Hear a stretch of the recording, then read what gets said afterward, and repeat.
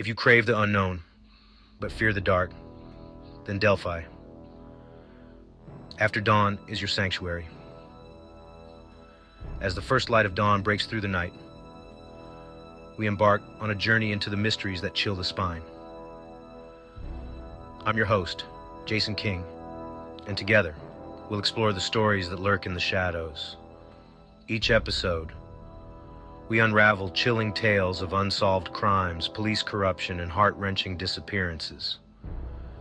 Imagine a world where over 600,000 people vanished last year alone in the U.S., leaving behind only questions and heartache. Violent crime is on the rise, and the shadows grow longer each day. By joining us, you become a beacon for the voiceless, a light in the darkness. Together, we'll shine a light on society's darkest corners, uncovering the truths that hide in plain sight. From the eerie silence of abandoned buildings to the bustling streets where secrets are whispered, we leave no stone unturned. Tune in to Delphi After Dawn, where understanding is just a story away. Join us and let the journey begin. As we delve deeper, remember that every story has a heartbeat, a pulse that connects us all. We navigate through the labyrinth of human experience, seeking answers and shedding light on the unknown. So prepare yourself for a journey like no other, where every revelation brings us closer to the truth. Delphi. After Dawn is more than just a podcast. It's a community of seekers, united by curiosity and compassion. Together, we can make a difference, one story at a time. Join us and let the journey begin anew. In the shadows of the city, where secrets are commodities and trust is a luxury, one man delves into the minds of the monstrous. Welcome to the world of Jason King, a detective with a mind as sharp as a scalpel and a heart as resilient as steel. Beneath the ordinary scenes of daily life, grim tales of notorious serial killers lurk. Each one, unique in their madness, leaves behind a chilling legacy of victims and unsolvable puzzles. But the twisted minds of these murderers never elude Jason King. With every episode, the stakes rise. Every grim detail, each hideous crime, King peels back layer by layer.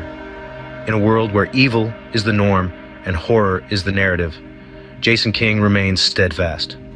His mission? To uncover the dark consciousness of terror. His promise? Justice. This is Jason King's world, where crime is not just confronted, but comprehended. Dive deep into the chilling tales of serial killers with Jason. Breaking news to bring you here on the News at 6. We're learning more about a body that was found in Lady Bird Lake on Monday afternoon. Just a few minutes ago, Austin police say this case is not being ruled a homicide at this time. Police found a woman's body on the north side of the lake near West Cesar Chavez. Toxicology report that's still pending. Case of a body found in Lady Bird Lake this week. Austin police say the victim was a woman and the case is not being ruled a homicide. Officers responded to the north shore of the lake between the Congress and First Street bridges Monday afternoon. The discovery renewed fears of a possible serial killer for people who live nearby. That speculation stemmed from several bodies being found in Lady Bird Lake last year. Toxicology reports for this latest death are still pending. An autopsy is also being performed. A body was recovered from Lake Austin last night. About 8 o'clock, Austin police and firefighters and Austin Travis County EMS were called to that area right here of Scenic Drive. It's near the Tom Miller Dam. When KV arrived at the scene, police were still combing through the water. Austin police is investigating what led to that person's death. EMS says that the victim was an adult, but no other information has been released. All right, is everybody ready again?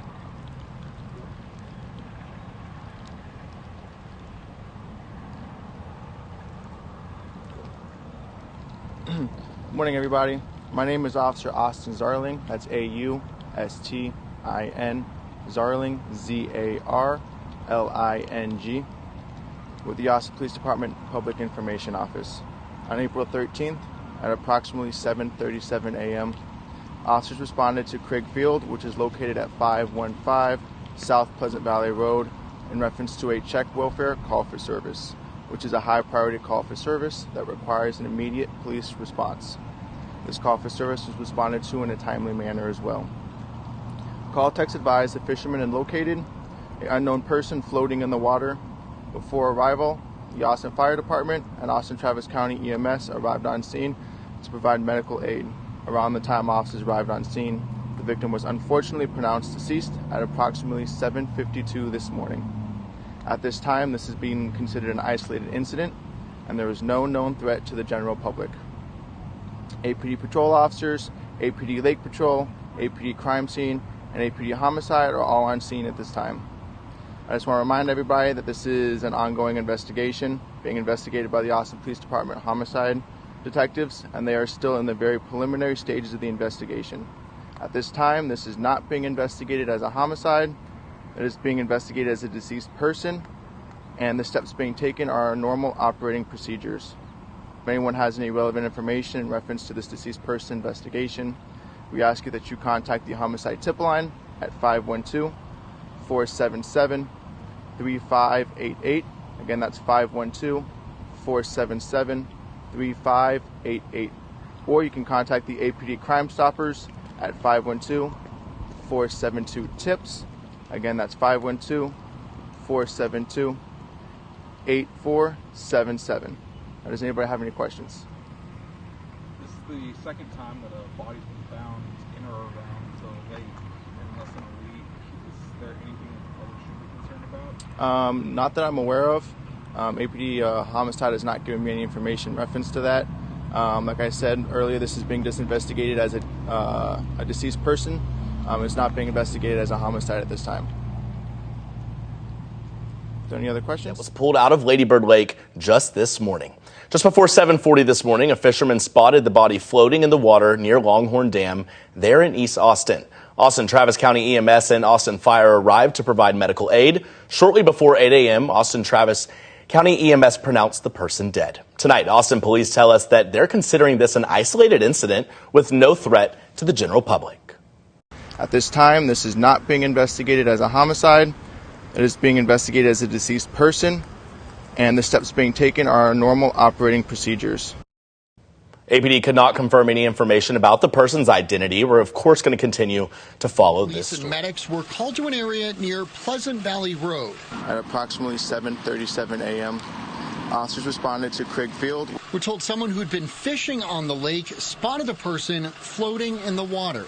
It was a fisherman, so somebody in a boat was just fishing in the lake or the river, whichever one you want to call it, and located the body. Austin Police Lake Patrol pulled the person from the water, and shortly before 8 a.m., they were officially pronounced dead. APD Crime Scene and Homicide investigators were called in to help. At this time, this is not being investigated as a homicide. It is being investigated as a deceased person, and the steps being taken are normal operating procedures. Meanwhile, about a mile away from there, an adult was rescued from the lake near Rainey Street around 3 Saturday afternoon. That person was taken to Delphi Medical Center and is expected to be okay. There's no indication that was connected to the person who was found dead, whom police have not yet identified. We just know that it was possibly a male, and that's all we have. This is the second body to be found in the water so far this year. A woman was discovered dead in the lake in February. Last year, the bodies of 5 men were found. Austin police do not expect foul play in any of the cases. I've spent my whole life here, and it's never been an issue like this until the last few years. It's horrendous. The lake's dirty enough with all the seaweed and pollution, but I mean, to find a dead body, that's just jarring to think about. Officer Ariel Crooms of the Public Information Office. That's ARIEL CRUMES. Before I speak, I'd like to brief everyone that this is very early on in the investigation and is still a very active scene. On Monday, February 5th, 2024, at approximately 13:31, a 911 call was placed at the 300 block of West Cesar Chavez Street for a check welfare urgent. A caller stated on the north side of Lady Bird Lake, 20 feet in the water, he thinks he found a dead body. Officers arrived at 13:33, and the body was officially pronounced deceased. As of right now, I do not have any identifiers for the body. Homicide is actively investigating this as a death investigation. They are still on scene, and the body is still actively being recovered. I will take 3 questions in total. Yes, ma'am. Are there any wounds that you guys see? I was not able to see the body. The question was, did I see any wounds on the body? Anything you can say, if it's a male, female, approximate age, or even... I have no identifiers. Again, they're still actively covering the body. They were able to take it from this spot over here over to the other side of the river, so I have no information in regards to that. I'll take one more question. And in regards to how long the body's been there, is still too early? Or? I have no idea. Alrighty. Thank you. We were out near Lady Bird Lake earlier today and noticed a lot of first responders. That's because a man was found dead near the lake. Around 11:30 this morning, police and EMS responded to the area near Guadalupe Street for a report of cardiac arrest after a caller saw a body between the path and the river. That man was pronounced dead at the scene. Police have not released any other details, but they are. Vicious death in South Austin. Let's go out to Fox 7 Austin's Kelly Saberi, who is live near the scene with what we know so far. Good morning, Kelly. Good morning, Casey, Amanda. A very busy morning for first responders here. We just got briefed a few moments ago from Officer Michael Bullock with APD. Kind of broke down what happened. I'm going to step out of the shot so you can take a look at what the scene kind of looks like right now. It will be closed for a few hours. So the initial report came in around 3:30 this morning for a car that crashed into the water here, as well as gunfire. The truck had driven off of the roadway and into the water right about where the railroad bridge is and kind of was submerged near the embankment. At the same time, there was gunfire. EMS and Austin Fire located the car and found one male occupant who had succumbed to his injuries later after he was rescued from his car. But the injuries were consistent with being struck by gunfire. At this time, no one is in custody. Again, it will be closed for some time, but there is no immediate danger to the public, so there are no worries there. If anyone has any information about what happened, you're asked to call 512-472-TIPS to help APD figure out what exactly happened here. I'm Jennifer Sanders. John was found dead in Lady Bird Lake near Rainey Street early last year. And tonight, only on KXAN, you'll hear for the first time from those who say they witnessed his last moments. Our KXAN's Grace Reader has been trying to get this public record for more than a year now. She joins us live. Grace.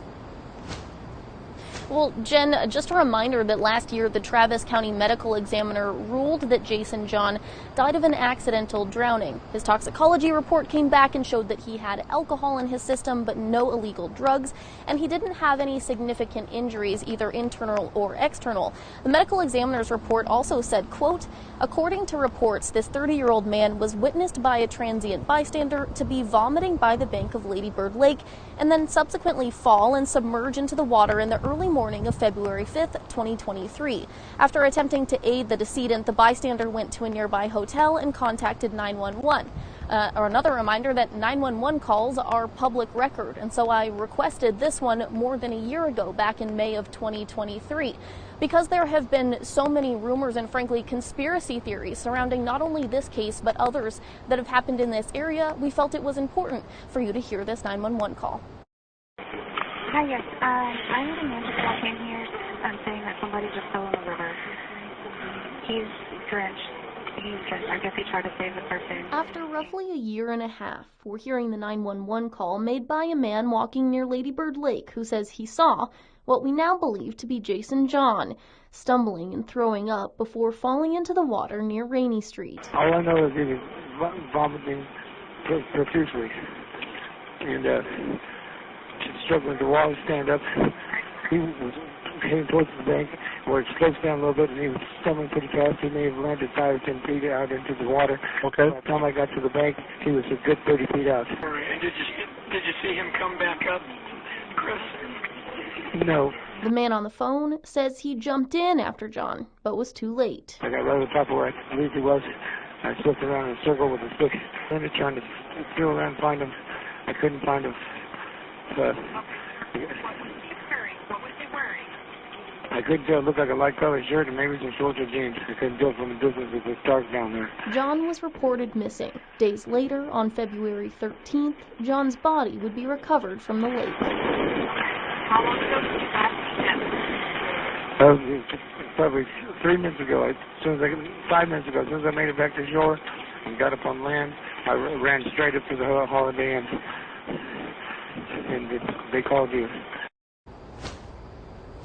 John's death, along with several others that have happened in this area, have spurred some change here, whether that be extra signage along the trail. There are additional fences and additional lighting that have been put in place, but those efforts are still underway. Back to you. All right, Grace Reeder live for us tonight. Thank you so much. In November of last year, Martin Gutierrez walked away from Rainy Street while out with friends. He was later found in Lady Bird Lake a week later. The Travis County Medical Examiner's Office has determined that he died from an accidental drowning.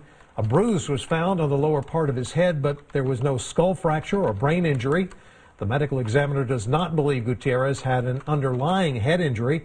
A toxicology report found that he only had alcohol in his system. Gutierrez's family tells us that they do not believe his death was an accident. I know my brother, and I know somebody did something to him. And nothing will change my mind. Somebody hurt him. And hopefully we'll find an answer sometime. The Gutierrez family says a doctor who gave them the results said he had been underwater so long it's possible other substances in his bloodstream. Near Rainy Street in November, Martin Gutierrez was found in Lady Bird Lake. The Travis County Medical Examiner says he died of accidental drowning. Toxicology reports show he was intoxicated. No drugs were found in his system. A sad update to a story we've following. Austin police confirmed today a body recovered in Lady Bird Lake is Martin Gutierrez, the young man who went missing on Rainy Street last Monday. CBS Austin's Jordan Bonke joins us live from where Martin was last seen. And Jordan, there's a new investigation launched in this case. A sad update to a story we've been following. Austin police confirmed today a body recovered in Lady Bird Lake is Martin Gutierrez, the young man who went missing on Rainy Street last Monday. CBS Austin's Jordan Bonke joins us live from where Martin was last seen. And Jordan, there's a new investigation launched in this case. Yeah, the TABC said that they did launch an investigation into the bar where Martin was last seen. They said this is very procedural. This is nothing out of the ordinary. But Martin's family did say that when they saw the security video that came out of this bar of Martin running out of the bar, they said something just wasn't quite right with Martin that day. The body found in the lake near East Riverside Drive Monday morning was confirmed by Austin police Tuesday to be Martin Gutierrez. The 25-year-old went missing early Monday morning after a night on Rainy Street with friends. Martin's brother Mitchell, who spent the Thanksgiving holiday canvassing city streets looking for Martin, posted on social media on Monday saying he lost a best friend and the world will always and forever be less happy without Martin. On Monday, the Texas Alcohol Beverage Commission opened an investigation into the bar where Martin was last seen. This after family said security video taken from the bar showed Martin acting strangely. Just the way he had exited the bar, you know, kind of almost like in a sprint, you know, and he was on his phone, and then, I don't know, there's something off. TABC said the investigation is in no way an indication of any violation on the bar's part, but a standard procedure anytime TABC learns of an incident involving a licensed business. Austin police are waiting for toxicology results from the medical examiner's office. Mitchell Gutierrez, Martin's brother, said that Martin will go back to Big Spring, that's the Midland, Odessa area, for funeral arrangements. And we're also told that there will be a memorial service sometime in the coming days for Martin as well, because we're told that Martin loved the people in the city of Austin. We're live tonight on Rainy. Jordan Bonke, CBS Austin News. 48-year-old Randy Lexvold traveled across several states to cheer on his daughter at the USA Junior National Swimming Championships on the UT campus. So he was traveling alone. He did travel to Austin by himself to see his daughters meet. I believe he was possibly maybe going to go meet some acquaintances that he had. Lexvold never made it home Friday morning. His body was discovered in Shoal Creek, which was running higher from overnight rain. Investigators mapped the scene under the West 6th Street Bridge, noting the soggy earth and nearby brush, possible clues to what could have happened. Did he step over the edge, into, where there's some foliage there at that area, maybe to go to the bathroom, who knows, right? Any number of reasons, and then slipped and then fell down into the creek. Or was he walking along the actual bridge, somehow lost his balance and went over? Randy's injuries lead police to believe his death was an accident, but they can't be sure. One thing detectives have ruled out: robbery. Randy still had all of his belongings with him, as far as officers could tell.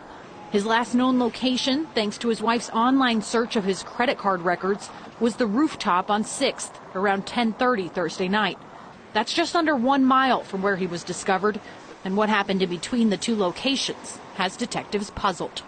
But we're very interested to see if anyone had any contact with him, maybe had some video of him that could include rideshare, some of the bars in the area, to see if we can find out if he was by himself. Did he appear intoxicated?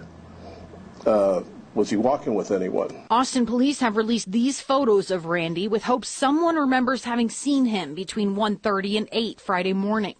They say he was wearing a black jacket, black Pink Floyd t-shirt, Gap jeans, and blue Merrill tennis shoes. No one in the family knows what happens. They're curious to know, as we are, trying to figure out what exactly happened. But up until that time. And that's what we're trying to reconstruct. Nearby Halo surveillance cameras provided no help, as police say they were facing the wrong way Friday morning. Neither has Lexvold's locked cell phone. Apple's gone to great lengths to keep people from being able to access the phone, and they've been very successful. So, and in this case, when they would help the family and such, and help us figure out what happened, we're not able to get in. Which is why Austin police have asked 6th Street businesses and the public. 48-year-old Randy Lexvold traveled across several states to cheer on his daughter at the USA Junior National Swimming Championships on the UT campus. So he was traveling alone. He did travel to Austin by himself to see his daughters meet. I believe he was possibly maybe going to go meet some acquaintances that he had. Lexvold never made it home Friday morning. His body was discovered in Shoal Creek, which was running higher from overnight rain. Investigators mapped the scene under the West 6th Street Bridge, noting the soggy earth and nearby brush, possible clues to what could have happened. Did he step over the edge into, where there's some foliage there at that area, maybe to go to the bathroom, who knows, right? Any number of reasons, and then slip and then fell down into the creek. Or was he walking along the actual bridge, somehow lost his balance and went over? Randy's injuries lead police to believe his death was an accident, but they can't be sure. One thing detectives have ruled out: robbery. Randy still had all of his belongings with him, as far as officers could tell. His last known location, thanks to his wife's online search of his credit card records, was the rooftop on 6th, around 10:30 Thursday night. That's just under 1 mile from where he was discovered, and what happened in between the two locations has detectives puzzled. But we're very interested to see if anyone had any contact with him, maybe had some video of him that could include rideshare, some of the bars in the area, to see if we can find out if he was by himself. Did he appear intoxicated? Was he walking with anyone? Austin police have released these photos of Randy with hopes someone remembers having seen him between 1:30 and 8 Friday morning. They say he was wearing a black jacket, black Pink Floyd t-shirt, Gap jeans, and blue Merrill tennis shoes. No one in the family knows what happens. They're curious to know, as we are, trying to figure out what exactly happened. But up until that time. And that's what we're trying to reconstruct. Nearby Halo surveillance cameras provided no help, as police say they were facing the wrong way Friday morning. Neither has Lexvold's locked cell phone. Apple's gone to great lengths to keep people from being able to access the phone, and they've been very successful. So, and in this case, when they would help the family and such, and help us figure out what happened, we're not able to get in. Which is why Austin police have asked 6th Street businesses and the public for help. Now, this all started back in April of 2008 when a man by the name of Rahad Hamad, 55-year-old from Austin, Texas, went missing. You can see Rahad right here in the picture. He lived in Austin, Texas for around 30-some years. He had several business degrees. He was a highly intelligent man. He even taught keyboarding to middle schoolers. Everybody that knew Rahad said he was the nicest person, kindest person you'd ever meet. He was just an all-around nice guy. Back in February of 2008, his home was raided by the FBI. I don't know why they raided his home, but all the information I could find just says that his home was raided in February of 2008. Nothing was ever found. They never charged Rahad Hamad with any crime or anything like that. 40 different files of his was gone, just vanished after they raided his home. Don't know what was in those files. But just a little under 2 months, police found, a passerby found his body in, you guessed it, Lady Bird Lake. So when the passerbys, the eyewitnesses, was standing there watching the police pull Rahad Hamad out of Lady Bird Lake, the eyewitness, which was a woman, said that she could see as they were pulling his body out of the lake, she could see that Ramad, the guy in the picture here, his hands and feet were tied, and he had duct tape over his nose, mouth, and eyes. Now, obviously, when you see a body being pulled out of the water and you see that their hands and feet have been tied and bound, and their mouth, eyes, and nose have been duct taped, that's obvious that, foul play was involved and somebody did something, right? Wrong. Austin police wants everybody to believe that Rahad Hamad bound his hands and feet himself, somehow duct taped his eyes, nose, and mouth himself, and then somehow put himself in the lake to drown. Because they ruled it a you-know-what. And official documentation on the police report says that Rahad Hamad did this himself. Pretty crazy, right? Yeah. So that's just where this all started with Lady Bird Lake back in April 2008 with Rahad Hamad, 55-year-old man who lived in Austin, Texas for 30-some years. Oh yeah, one more thing I would like to add about Rahad Hamad.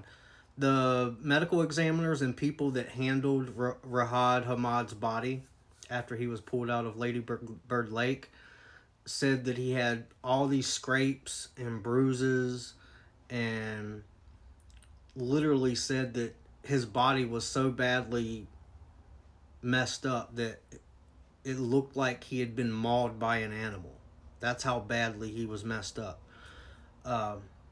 and disfigured. But Austin Police Department put in their report that there was no signs of a struggle, no damage to the body whatsoever, anything like that.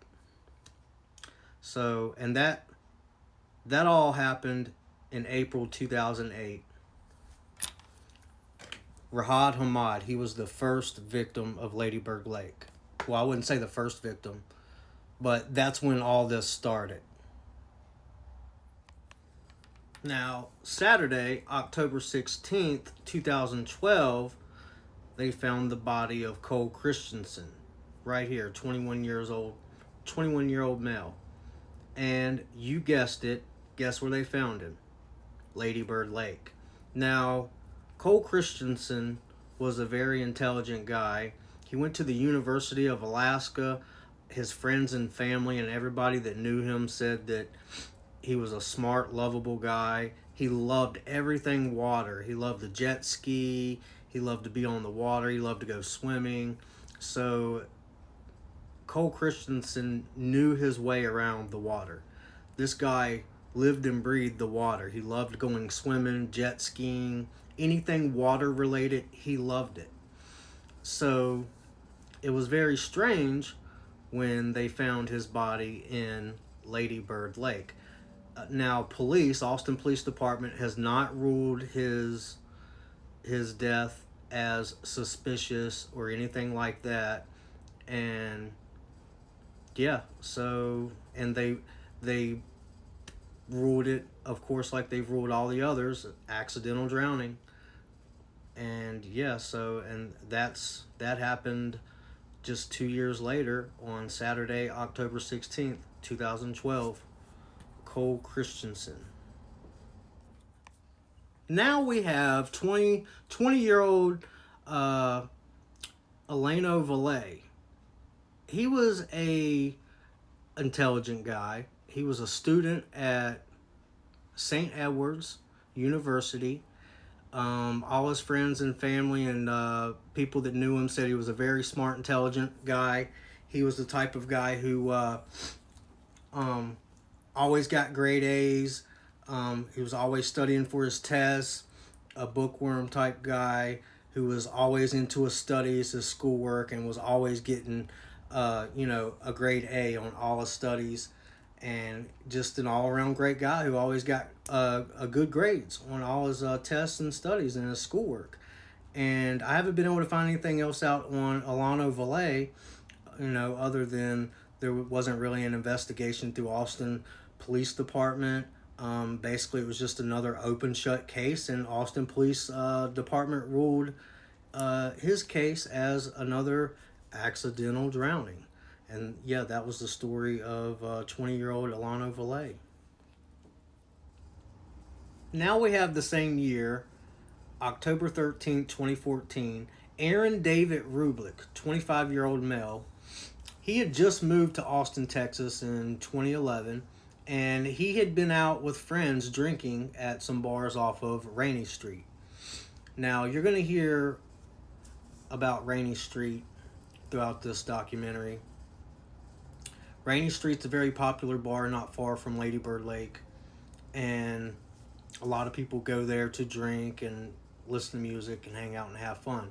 David Rublik was partying with friends at some bars off of Rainey Street, and later he had called a cab to go back home, and he went missing. He was out with friends drinking Thursday night. By Friday morning, he was missing. No one knew where he was at. A day and a half later, a fisherman finds his body. Guess where? That's right, you guessed it. Lady Bird Lake is where they found his body. And you can pretty much guess what police ruled it as. That's right, you guessed it, another accidental drowning. Now, when Julio Santos III went missing, that's when people started to really gain suspicion, right? So, Julio Santos III, 22 years old, everybody knew him said he was a kind, loving, smart, intelligent individual. And you can almost guess it where they found his body. You guessed it, Lady Bird Lake. Now, a toxicology report was done on Julio Santos III, and they didn't find any drugs in his system other than alcohol. And what's weird about his case is the only thing that was missing on his person was his belt. For some reason, Julio's belt was missing. And Austin Police Department, you can already guess what they ruled Julio Santos III's case as. That's right, you guessed it, another accidental drowning. I mean, it's crazy. You're going to see this many times. You see, it's like a pattern with Austin Police Department. Just like all the other victims before Julio Santos III, they ruled it as an accidental drowning. I mean, it's crazy how they're ruling all of these as accidental drownings.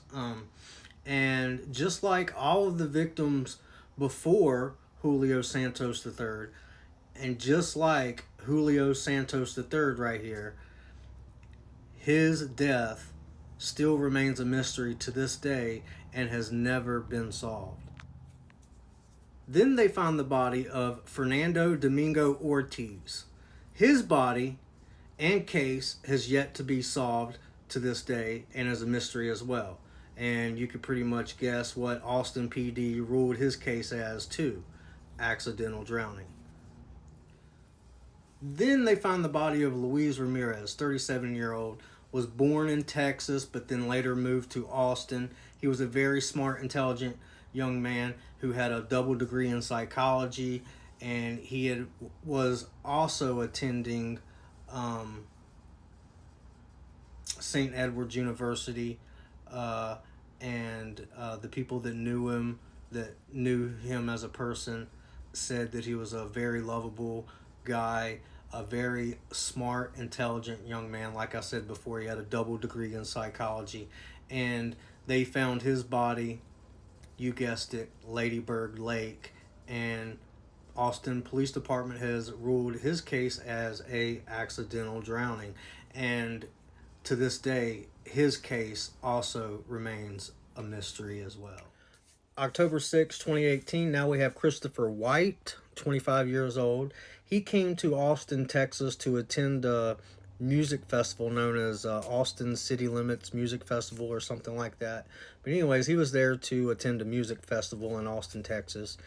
And he eventually left the music festival, went back home to their rental property, and he had later told his friends and family he wanted to go down by the water. He left without his shoes, phone, keys, and wallet, and he went missing. And later his body was found in the Colorado River, you guessed it, Lady Bird Lake, and his death is another unsolved mystery that the world may never know.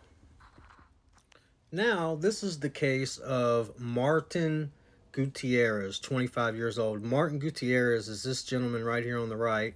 The gentleman on the left is his brother. Now, there's a lot of weird, strange stuff that is involved around Martin Gutierrez' case. Martin Gutierrez went from a bar off of Rainy Street. His brother on the left said he only had one drink and then at that one bar, and then he left that bar and went to another bar close by, which is maybe next door, called the Alibi.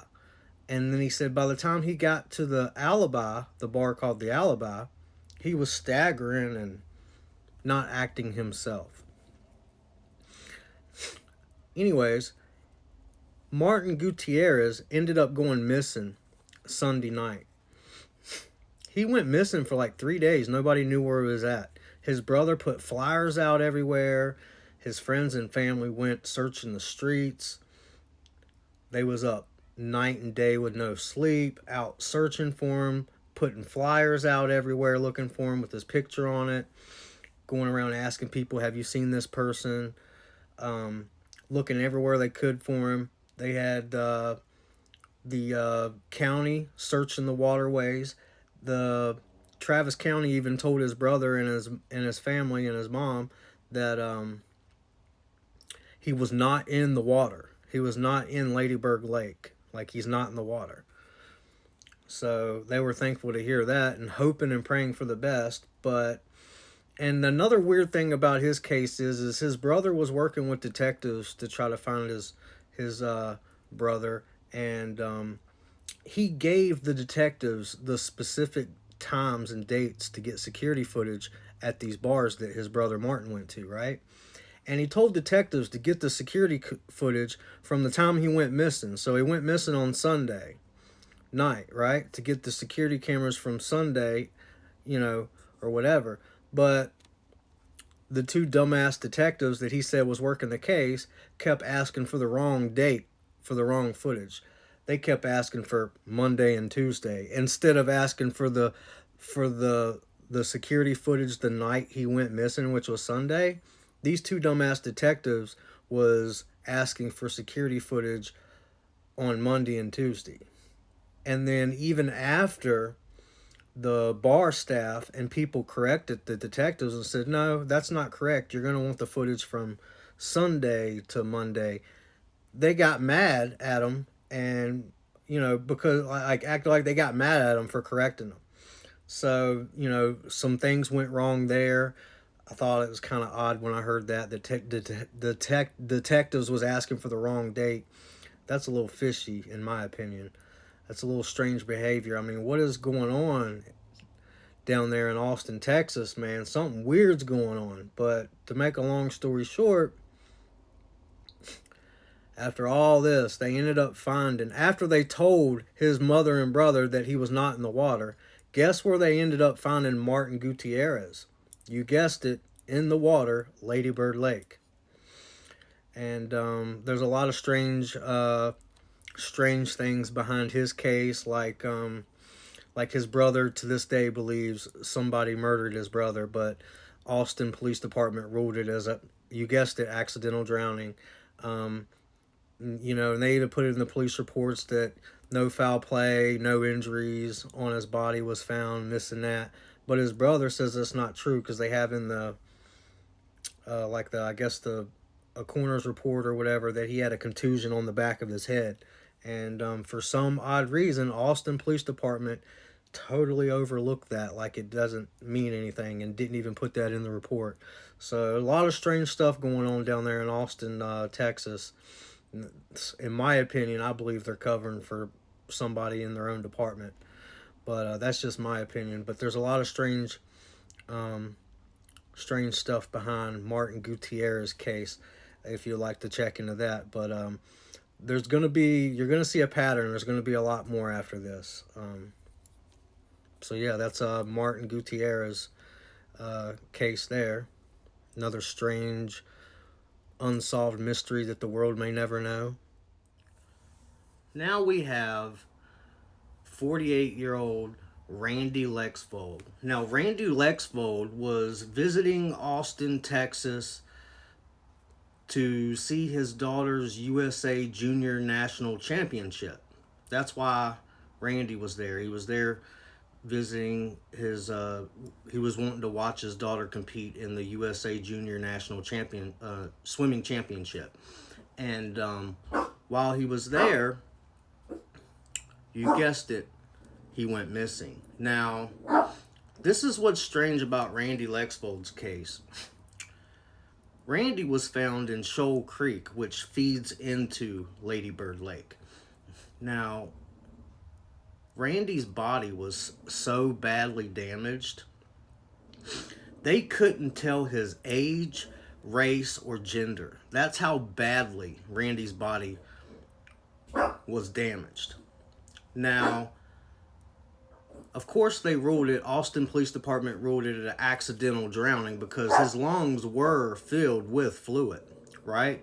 But the manner of his death on what caused his death and all that to this day has still been undetermined, just because of the condition his body was found in. I mean,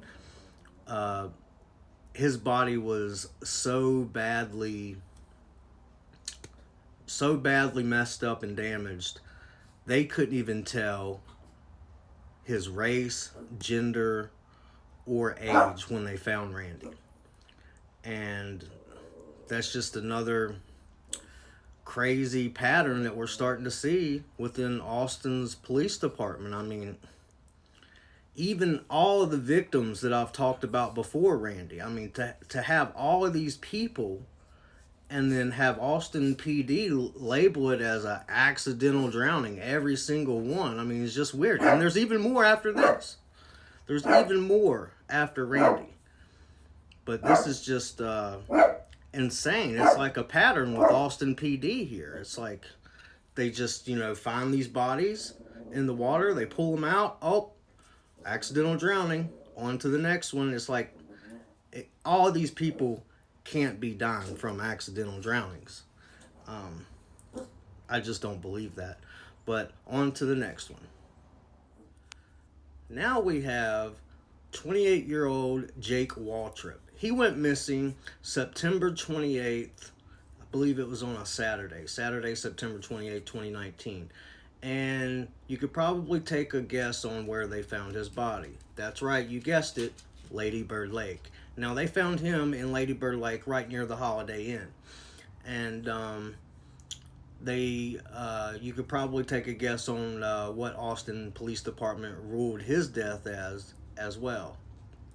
Take a guess. That's right, you guessed it, accidental drowning. So, yeah, I mean, it seems to be a pattern with Austin PD. So his case is another mysterious case, and the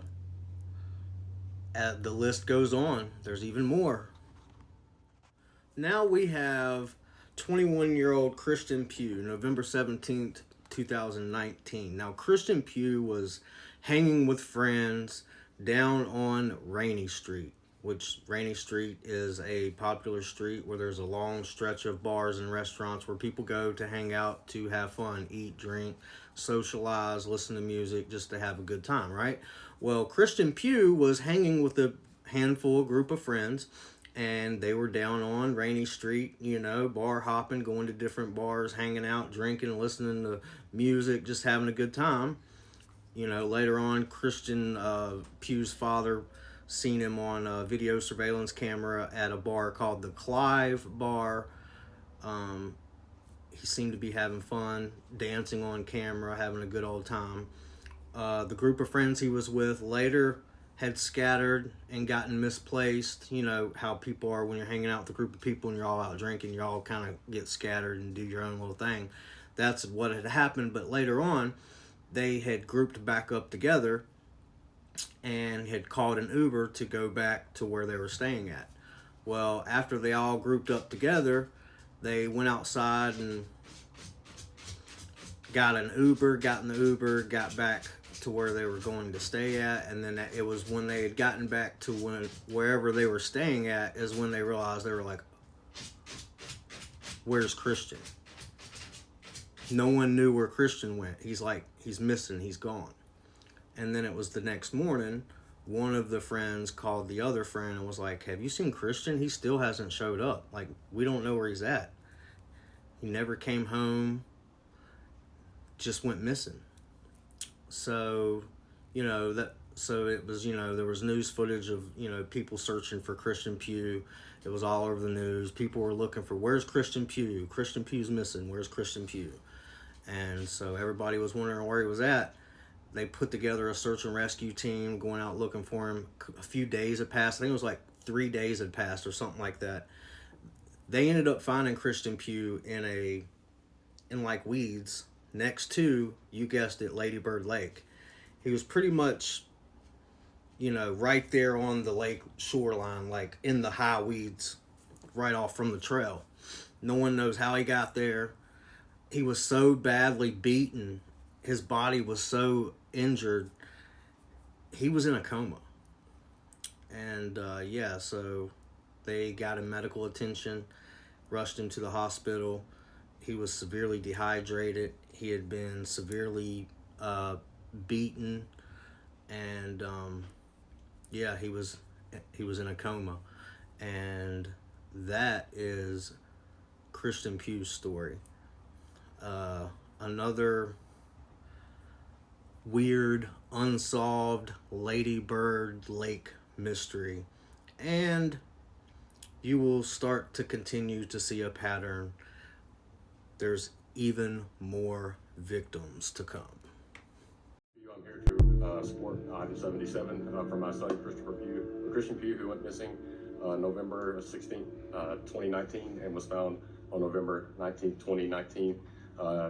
He suffered some very serious injuries, and we need cameras in the Rainy Street District to start catching what is going on and what's happening with folks.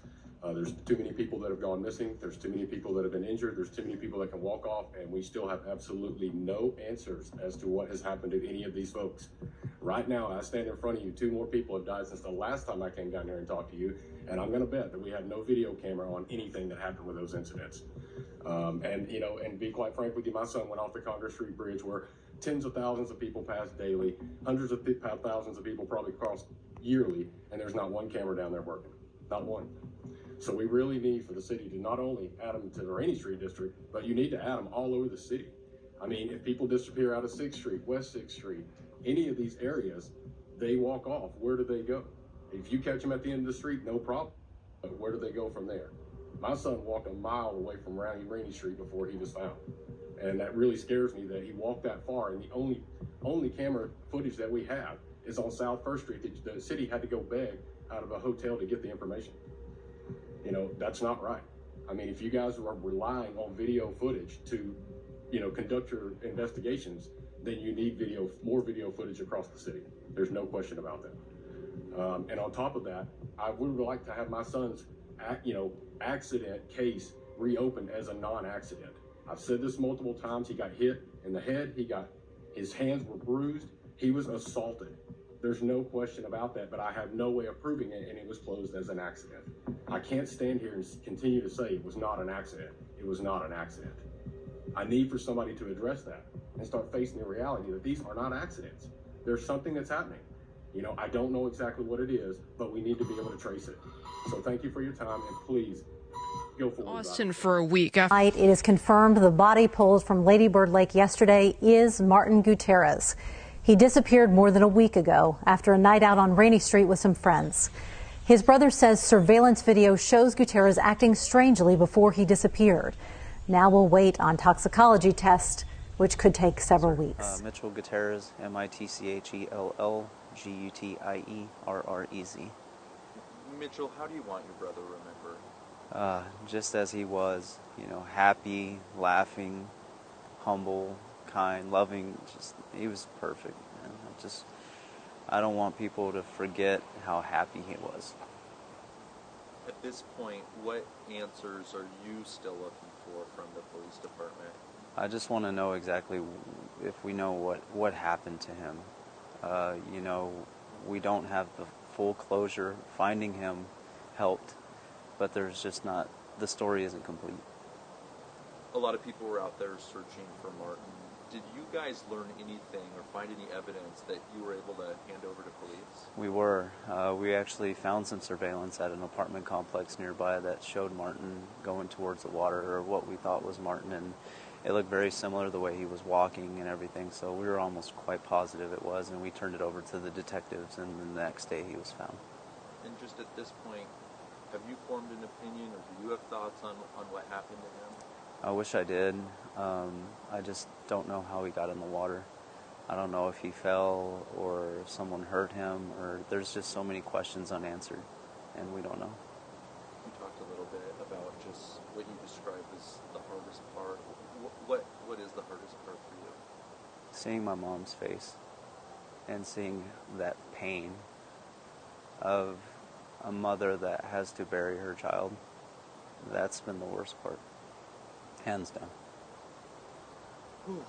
I guess, are there,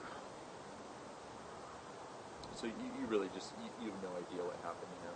I don't, and there's just a lot of unanswered questions, but it is nice to know that my brother is found. He was found. I'm not sure if you're comfortable talking about this, so just say I don't if you don't want to, but you talked about just what officers told you about the difficulties they were having identifying him. Can you talk about what difficulties they had with identifying him? Yeah, he had been in the water for quite an extensive period of time. He was unidentifiable, is what they had said. The clothing was what helped identify him, and he had his wallet on him. So we kind of had an idea before the scientific evidence came out confirming his death, but we kind of already knew. And then, what do you want to tell people in Austin? Like, Did you feel like you had sort of a lot of support and were people reaching out? Yeah. The news crews, the Facebook posts, and everything had really helped us really get the news out there about my brother, and everyone had responded so well in the community and volunteers, and I've had so many people call and text and message and just send thoughts and prayers and advice and opinions, and everybody came together for my brother, which is exactly what I wanted. I have to thank you guys and everyone else for that, because that helped ultimately get him found, because people were looking and we got the word out there. Did the officers tell you anything about like where he was found, or like in the I guess like was it in the middle of the lake, or had he made it to the shore?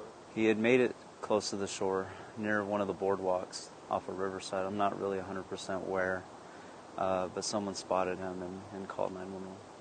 When you got that phone call that the body had been found and you should get out there, what was that like? I knew it was him. I could feel it in my gut. I knew. My mom knew too. I mean, she was going up to the police officers trying to get through because she knew. We both did. And just moving forward, are you guys making funeral arrangements? Are you trying to raise any money? Just things that would be good to get out there? Yeah, the toughest part was calling the funeral home for my 25-year-old brother. That was a challenge. We're getting all of that set up now. One of my friends from back home, she started up a GoFundMe. My girlfriend and everyone's been posting it up to kind of spread the word out there to get all that stuff taken care of, or at least helped out with. Anything helps, and even just sending a comment or a prayer even counts. We don't even need the money as much as we need the prayers. And I think that's good for now. I'll ask you a few more questions, but we can stop the interview. Sunday evening, hundreds of balloons were released by family and friends of 25-year-old Martin Gutierrez. His brother Mitchell Gutierrez led a prayer before letting go. Telling those stories of all the shenanigans that we got into and the happy times, and that's how he would want that, is because he was a happy kid. He was definitely like a brother to me. You could just feel the warmth when you walked into a room that Martin was in. He was full of movie quotes and dorky jokes, and just overall such a fun and happy person all the time. The memorial took place on the boardwalk of the Ann and Roy Butler hike and bike trail, close to where Gutierrez's body was found. An area that Mitchell says he still feels his brother's presence. I know he's here. I know he is. And I know he's with Mom. I'm standing right next to her. The 25-year-old was last seen leaving a bar on Rainy Street on November 19th. He never made it home. Martin's family and friends searched the surrounding area for nearly a week, posting missing persons flyers of Martin in hopes of learning more about his disappearance. On November 26, Austin Police Department and the Austin Fire Department pulled Martin's body out of Lady Bird Lake, about a mile where he was last caught on surveillance camera. The family say the memorial service helps bring some closure, but say there's still a lot of unanswered questions. I just have this gut feeling. There's no evidence, there's no answers, there's no concrete anything that we have. Mitchell says before Martin went missing, surveillance video of his brother at a bar on Rainy Street showed Martin acting out of character. His mannerisms, the flailing of his arms and just acting different and not socializing to our friends, that's not him. I know my brother, and that was not him. Oh, he's a social butterfly. Like I said, he talked to everybody. Everybody loved him. He was a great kid, and what I saw was not him. Something he says hasn't left his mind. Family says the cause of Martin's death has not yet been determined, and say they'll continue to look for answers while holding on to Martin's memory. I just want him to see every message that was written on those balloons, and I believe that when he saw them go up there, he'll catch and read each and every one of them and know how much we love him. The Gutierrez family says they're still awaiting an autopsy and a toxicology report, which will determine the cause of death.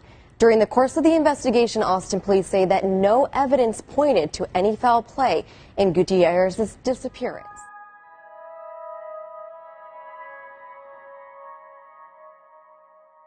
Austin, Texas, a city pulsating with life, music, and youthful energy.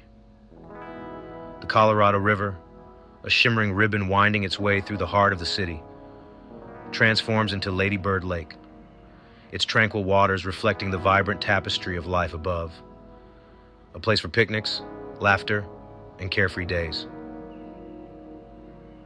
Yet beneath the surface of this idyllic setting, a darkness lurks. An unease, a growing disquiet, whispers on the wind. The sun dips low, casting long shadows across Zilker Park. Joggers make their way along the Butler Hike and Bike Trail, their laughter echoing across the water. Students gather in small groups, enjoying the last rays of the day. Life, vibrant and alive, plays out against the backdrop of the lake. But a chilling truth lies hidden beneath the surface. A truth that will shatter the city's carefree facade. For years, Lady Bird Lake has held a secret, a sinister pattern concealed beneath its placid surface. Young men like Martin Gutierrez, Jason John, and Christopher White, healthy, vibrant, full of life, have vanished into its depths. Their disappearances, shrouded in mystery, leave behind a trail of unanswered questions. The official pronouncements offer little solace. Accidental drownings, they say. Open and shut cases. But the whispers persist. The families grieve, their pain etched on their faces, their hearts heavy with unspoken suspicions. The community watches, a sense of unease settling over them. The disappearances feel too similar, too close together to be mere coincidence. A question mark hangs heavy in the air. Is it possible that something more sinister is at play? Martin Gutierrez was last seen leaving a downtown bar. His friends say he was in high spirits. Jason John had just finished a jog around the lake, his usual routine. Christopher White was celebrating his birthday with family before he disappeared. Bodies are still being pulled out of Lady Bird Lake every few weeks to every few months, adding to the growing list of victims.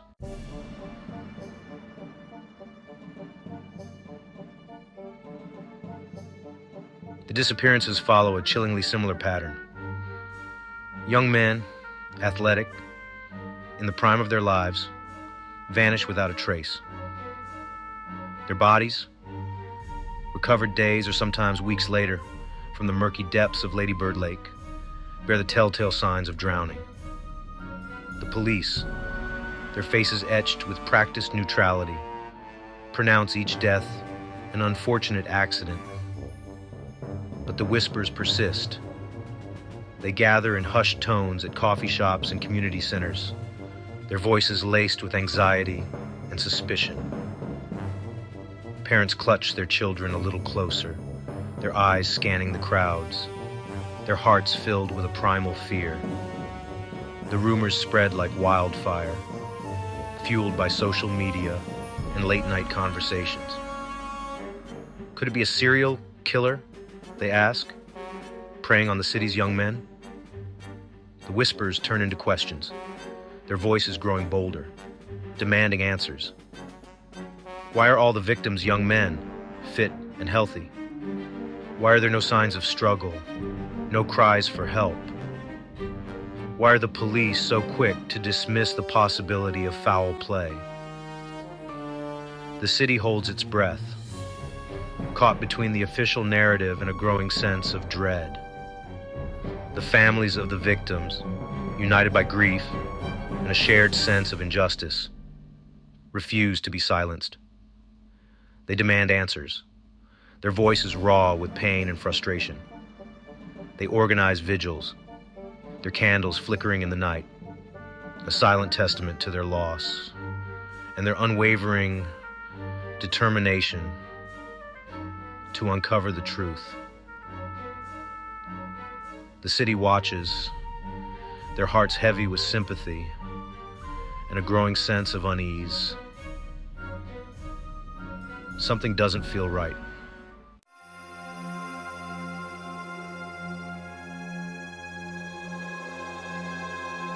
The official pronouncements ring hollow, their words failing to soothe the growing fear.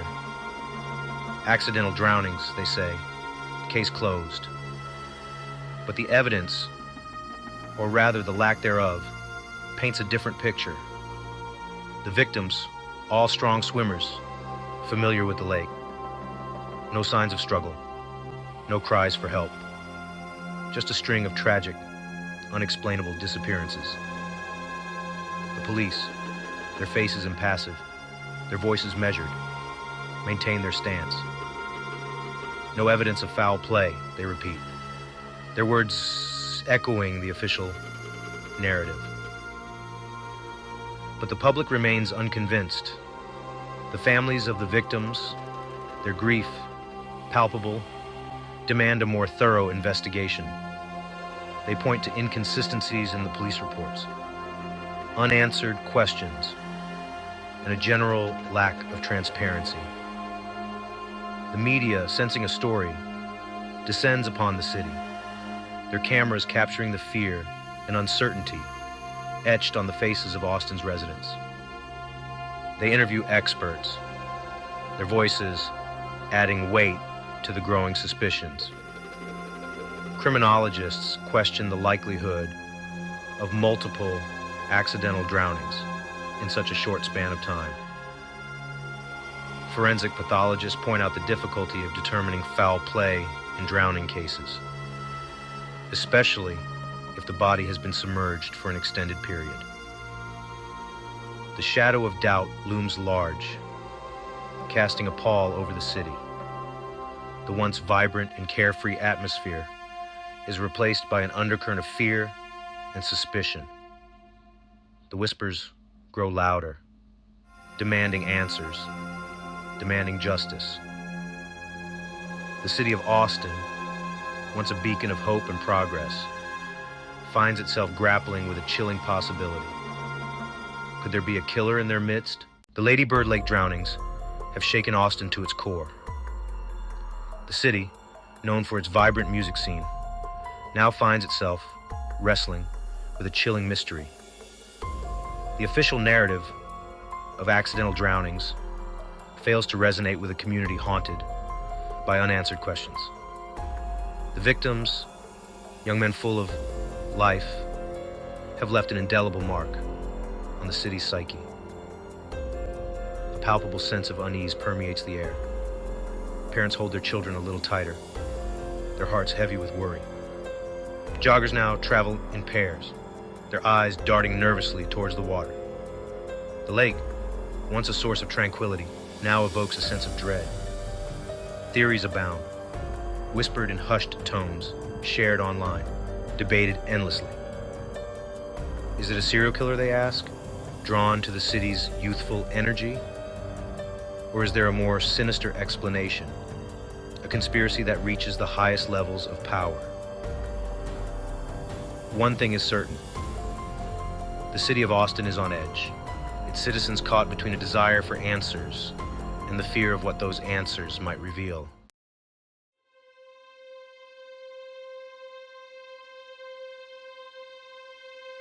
Lost in the current. The victims of Lady Bird Lake. The waters of Lady Bird Lake have always held a strange allure, a place of serenity and recreation.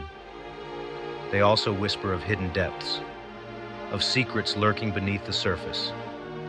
And in recent years, those whispers have grown louder, more insistent, as a string of young men have vanished into their depths, their lives cut tragically short.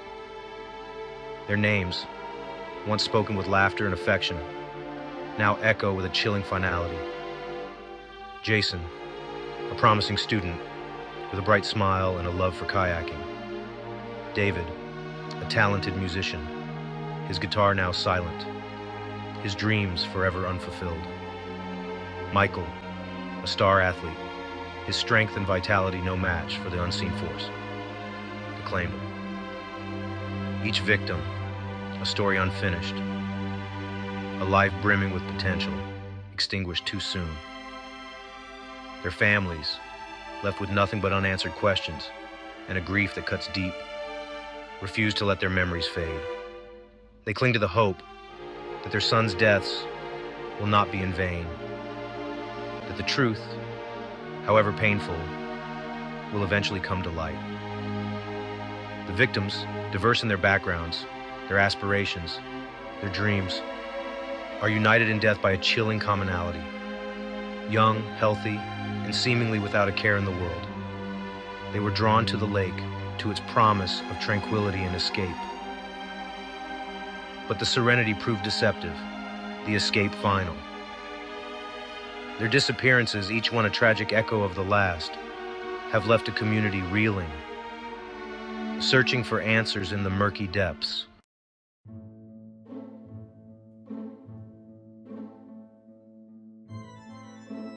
A pattern emerges, eerie similarities in the tragedies. As the body count rises, whispers of coincidence fade, replaced by a chilling certainty. The victims, all young men, share disturbing similarities. Disappearances often occur late at night, near popular nightlife spots.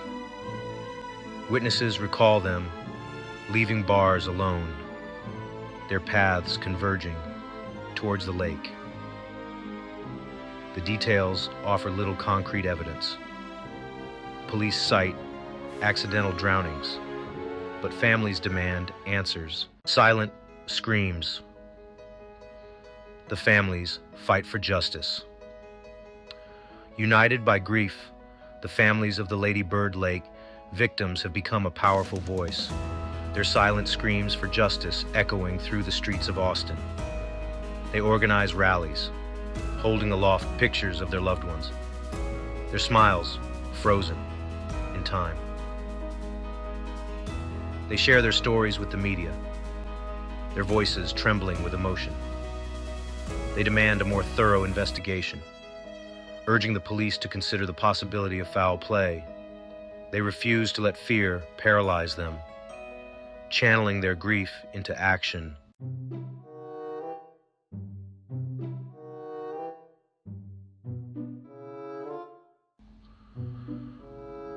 Where the whispers lead grassroots investigations.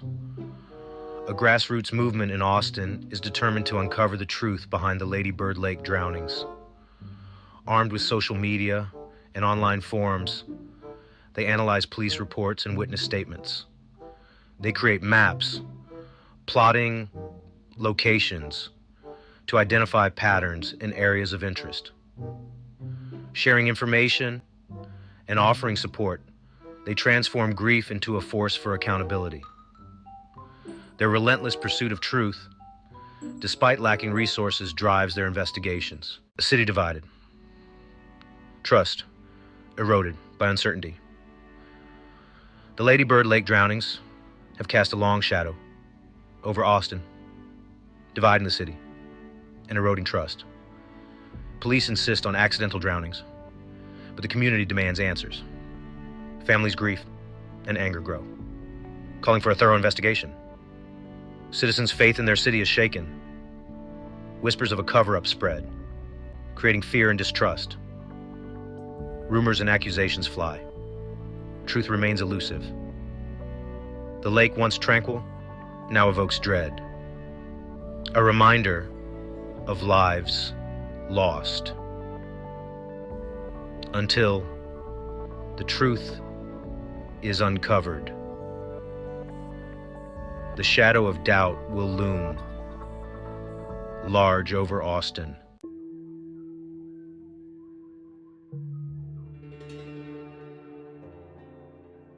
Blue wall of silence. The official police narrative.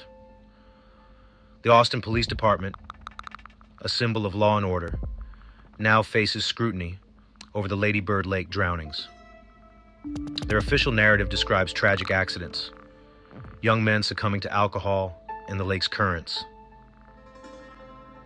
But the community, haunted by unanswered questions, struggles to reconcile this with the chilling similarities of the cases. Families of the victims accuse the police of rushing to judgment and failing to conduct thorough investigations. They point to inconsistencies and a lack of transparency, casting a shadow over the investigation. The police maintain their stance, their words a broken record of accidental drownings. The blue wall of silence remains, shielding the city from the answers it seeks.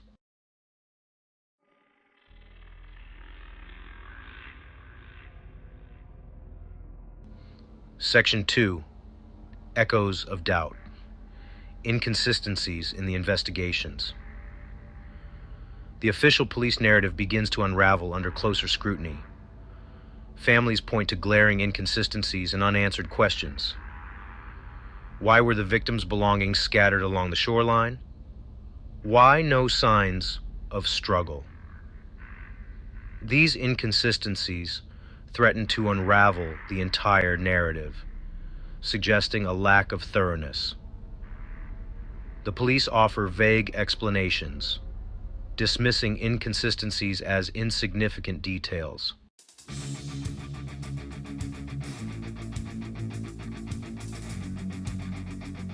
Section 3.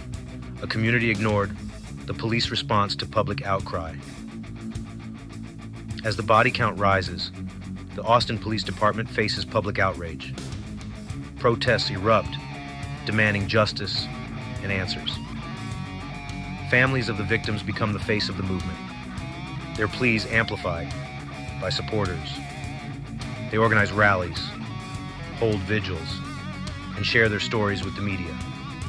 The police dismiss the protests as the work of agitators, fueled by misinformation. Their dismissive actions deepen the divide and erode trust. The community grows increasingly disillusioned, their faith in law enforcement shaken.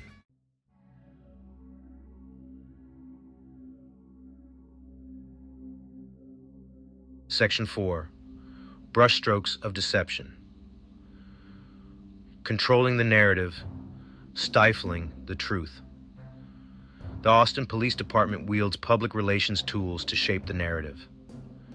They emphasize the victim's alcohol consumption, shifting blame from potential foul play. They downplay inconsistencies in witness statements, attributing them to faulty memories. Their strategy of obfuscation and manipulation shapes public perception. But the families, aided by online sleuths, refuse to let the truth be silenced. They challenge the police narrative, using social media to amplify their voices.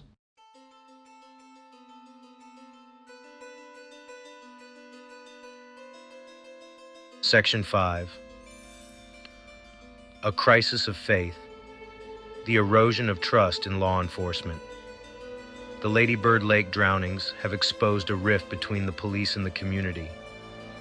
The police face a skeptical public, their every move scrutinized. The blue wall of silence begins to crumble under public outrage. This erosion of trust undermines the justice system and creates an atmosphere of fear. It deepens the divide between law enforcement and marginalized communities. Rebuilding trust requires transparency, accountability, and a willingness to learn from past mistakes. Until then, the shadow of doubt will continue to loom over the city.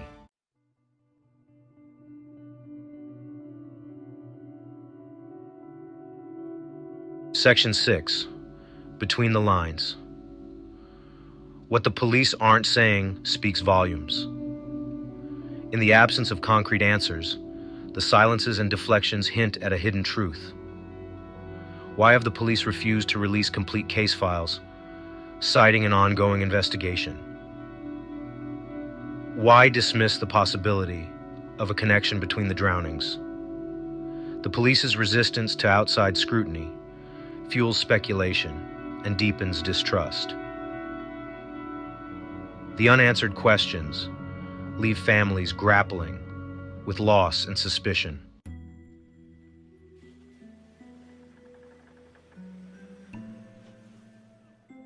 Section 1.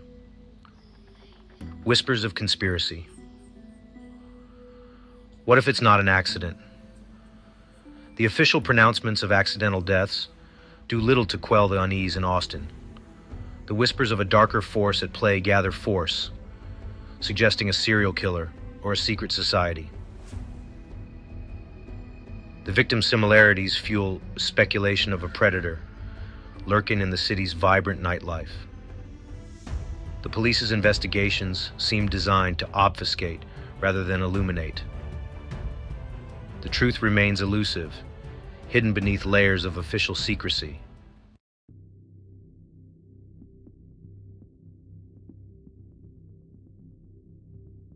The idea of a police cover-up has taken on a chilling resonance. The police's handling of the investigation fuels speculation of protecting one of their own. Could the perpetrator be someone within law enforcement, shielded by the blue wall of silence? History shows examples of police officers committing unspeakable acts, hidden by loyalty. The possibility raises questions about accountability and fuels paranoia. The truth remains elusive, leaving the city to grapple with the chilling possibility of betrayal.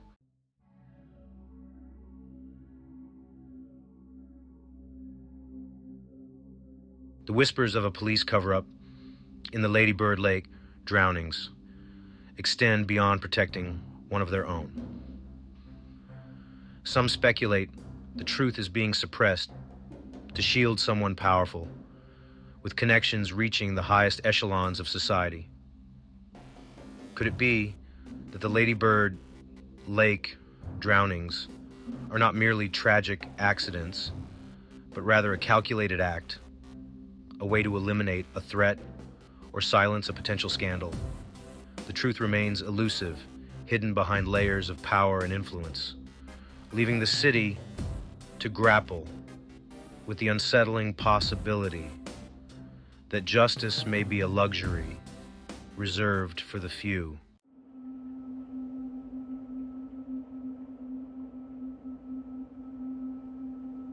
Another chilling theory, whispers of a cover-up motivated by a fear of the truth itself.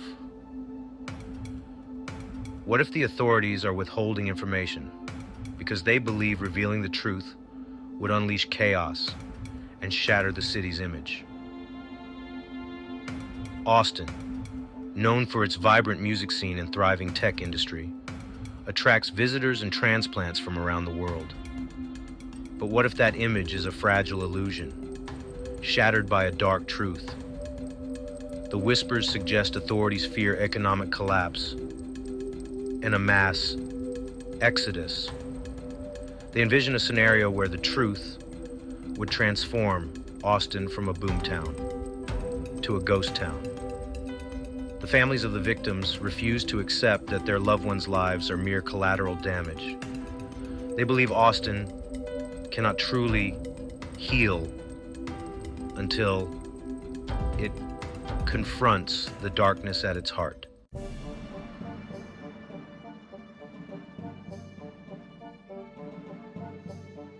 Section 5. Experts speak out. Criminologists weigh in on the unthinkable. As the mystery of the Lady Bird Lake drownings deepens, experts in criminology and forensic science are questioning the official pronouncements of accidental deaths. Their analyses highlight troubling patterns and raise uncomfortable questions. Dr. Cyril Wecht has expressed skepticism about the official findings, stressing the importance of thorough autopsies and toxicological analyses. Dr. Peter Vronsky notes similarities between the drownings and the modus operandi, of known serial killers. These expert opinions add weight to the demand for a more thorough investigation.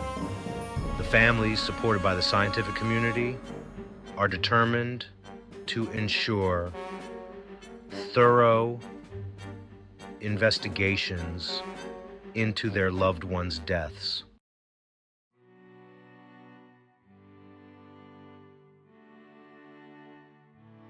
Section 6. Case Studies in Deception. History's echoes of silenced truths. The Lady Bird Lake drownings echo historical cases where authorities engaged in cover-ups, suppressed evidence, and silenced dissent. The Tuskegee syphilis study saw the U.S. Public Health Service withholding treatment from black men to study syphilis. The Watergate scandal exposed political espionage and abuse of power, implicating President Nixon. The Catholic Church concealed widespread sexual abuse by priests to protect its reputation. These cases share a common thread, a betrayal of public trust by those in power. They remind us that unchecked power can corrupt even well-intentioned institutions. They underscore the importance of a free press, vigilant citizenry, and a just system.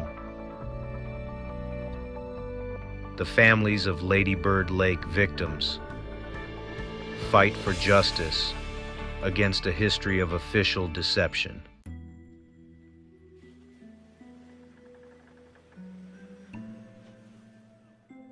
Section 1. The Smiley Face Killers, an eerie resemblance. The unsettling similarities between the Lady Bird Lake drownings and the Smiley Face Killers have not escaped notice. Amateur sleuths and internet detectives see chilling parallels that fuel their suspicions. Smiley Face Killers refer to unexplained drownings of young men across the United States. The cases share eerie similarities. Young, athletic men, last seen leaving bars, found in water. Some cases even involve smiley face graffiti near the recovery sites.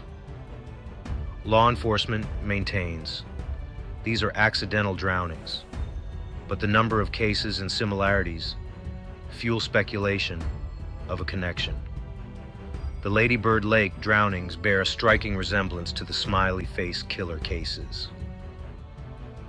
The similarities in victim profiles and circumstances are too close to ignore.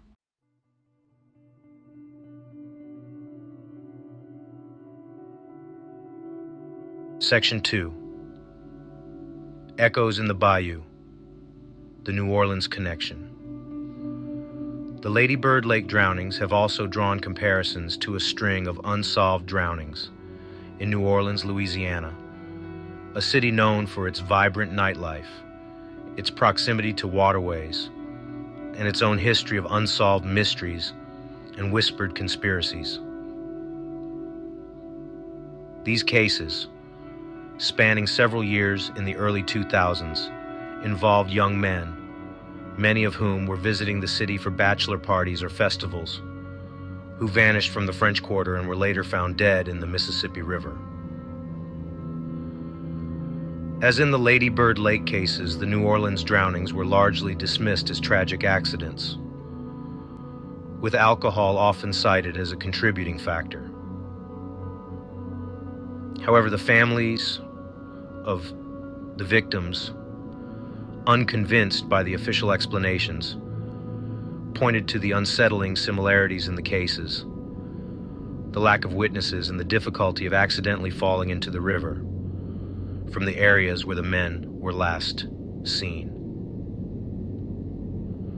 Their pleas for more thorough investigations fell on deaf ears, and the cases remain officially unsolved. The parallels between the New Orleans drownings and the Lady Bird Lake cases are striking, both in the circumstances surrounding the deaths and in the seemingly dismissive attitude of law enforcement towards the possibility of foul play.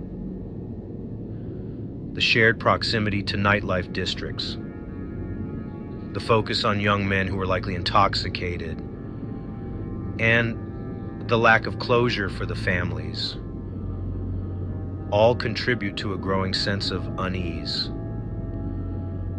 a feeling that something sinister may be lurking beneath the surface of these seemingly unrelated tragedies. Section 3. From coast to coast, the geography of evil, the patterns of denial. Cases like the Lady Bird Lake drownings, where young men vanish and are later found dead, are not isolated incidents. Similar cases have been reported across the United States, forming a chilling tapestry of tragedy and unanswered questions. The recurring patterns and often dismissive attitude of law enforcement raise troubling questions about whether a darker force is at work. In Chicago, families of drowned young men suspect foul play, noting that many victims were strong swimmers. In Boston, unexplained drownings in the Charles River have fueled speculation of a serial killer targeting young men. In Seattle, multiple bodies found in Green Lake have left residents demanding answers. These cases share a common thread: unease, lack of closure, and suspicion that the truth is being obscured.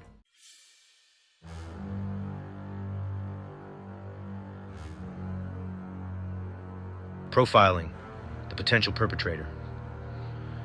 Experts offer insights into the mind of a predator targeting young men using alcohol and water. Likely highly organized, charming, and adept at blending into social situations. This predator may enjoy the power and control over their victims. Water as a disposal method suggests a desire to conceal evidence. They exploit nightlife settings, using alcohol and darkness to their advantage. And profiling provides insights into the characteristics and motivations of an offender.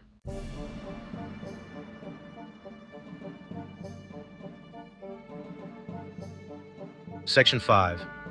Beyond reasonable doubt, when coincidence morphs into conspiracy.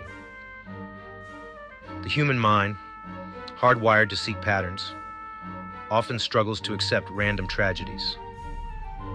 When deaths are eerily similar, like the Lady Bird Lake drownings, we search for connections. But when does skepticism become paranoia? When does the pursuit of explanations cross into conspiracy? The Lady Bird Lake drownings highlight the tension between coincidence and conspiracy. The official explanation, tragic accidents fueled by alcohol, seems plausible. Drowning is a real danger, especially in areas with open water and nightlife. But the number of victims and similarities fuel speculation of something more sinister. The challenge is separating evidence from speculation, avoiding confirmation bias. It's crucial to remain open to foul play, but ground suspicions in evidence.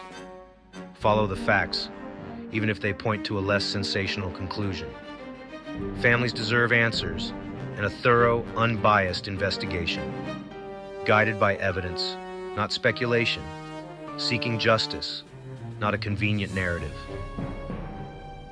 The search for truth is rarely easy, but commitment to evidence and logic will prevail.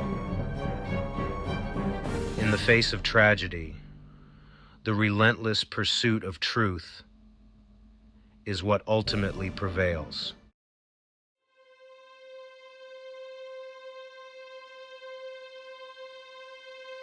The sun sets on Lady Bird Lake, painting the sky in hues of orange and purple, a picturesque scene that belies the darkness that lingers beneath the surface. How can so many young men, strong swimmers, full of life, simply vanish into the night? Why are there so many inconsistencies in the official narrative? The families of the victims refuse to let their sons' memories fade into obscurity. They continue to demand a thorough and transparent investigation. Until that day arrives, the Lady Bird Lake drownings will remain an open wound on the city's soul.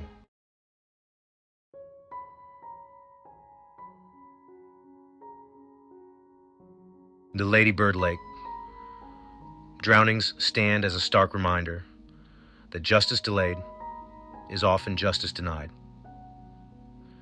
Years have passed since those young men vanished beneath the surface, their lives cut tragically short. Families grapple with the pain of loss and unanswered questions, their pleas for investigation ignored. Time sharpens their grief, anger fueled by the perception of a cold case file. Official pronouncements of accidental drownings ring hollow, eroding public trust. The price of silence, of inaction, is steep, measured in tears, shattered dreams, and eroded trust. Austin, a city of progressive values, can ill afford this price. The pursuit of justice demands unwavering commitment. True justice requires acknowledging past mistakes and ensuring they are never repeated. The Lady Bird Lake drownings remind us that the pursuit of justice is a marathon, not a sprint. The fight for truth and accountability must continue until justice is served.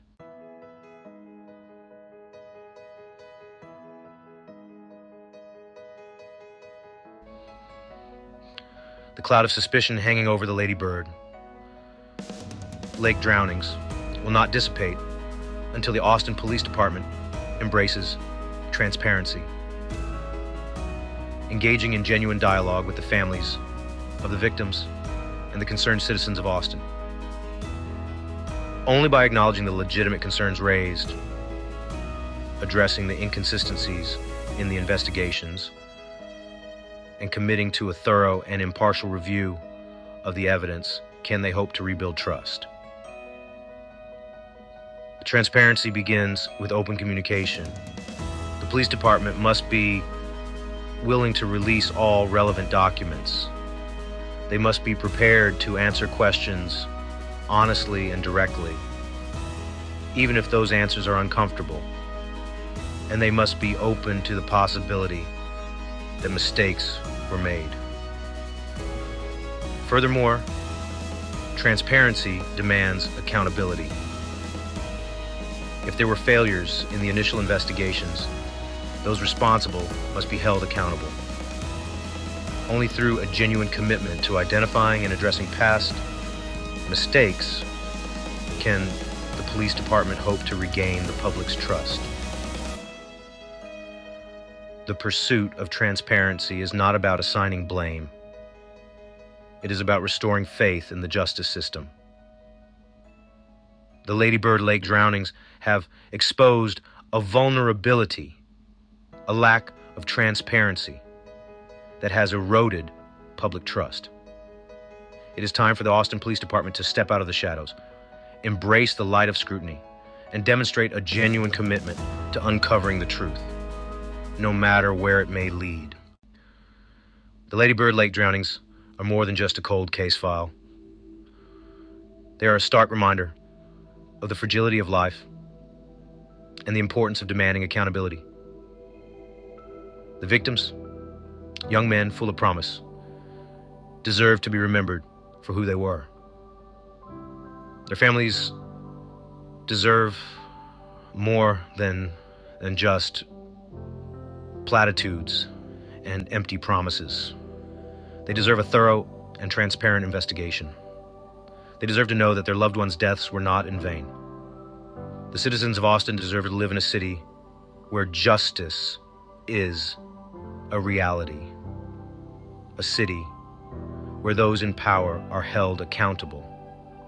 The Lady Bird Lake drownings have left an indelible mark on the city's soul. But from the darkness, a glimmer of hope emerges. a collective determination to honor the victims with action. By demanding transparency and holding those in power accountable, Austin can begin to... In a shadowy underworld of crime, where the ordinary meets the extraordinary, you've been journeying with me, Jason King. We've dissected the minds of some of the most notorious serial killers, peeling back the layers of their darkest secrets. Every shadowy corner we've turned, every chilling confession we've analyzed, has been a step deeper into the abyss. But remember, the abyss also gazes back. So, brace yourself as we prepare to dive even deeper. Next time, we'll unravel a tale so twisted it will make your spine tingle with anticipation. An enigma so intricate it will have you questioning everything you thought you knew. Until then, keep your eyes open and your mind sharp. This is Jason King, signing off.